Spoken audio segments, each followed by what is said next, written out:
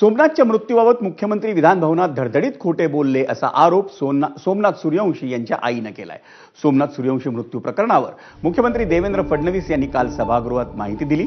सोमनाथचा मृत्यू coronary artery disease with acute coronary सिंड्रोममुळे झाल्याचं त्यांनी सांगितलं।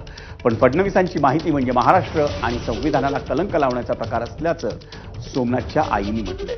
मुलाला पोलिसांनी मारलं, त्याचं शवविच्छेदन घाटी रुग्णालयात न्यायाधीशांसमोर करण्यात आलं। तो अहवाल खोटा आहे का, असा सवाल सोमनाथ सूर्यवंशी यांच्या आईनं मुख्यमंत्र्यांना विचारलाय। मुख्यमंत्र्यांनी जे बोलले काल ऐकले, माझ्या पायाखाली वाळू सरकली। माझी विनंती मुख्यमंत्री साहेबाला, अहवालामध्ये सुरुवातीला जे आलंय पोस्ट मध्ये हे घाटी हॉस्पिटल मधून इन कॅमेऱ्यामध्ये चिरफाड झालेला आहे, जेटच्या समोर चिरफाड झालेला आहे, ते आलेलं आहे, ती सत्य ही आलेला आहे रिपोर्ट।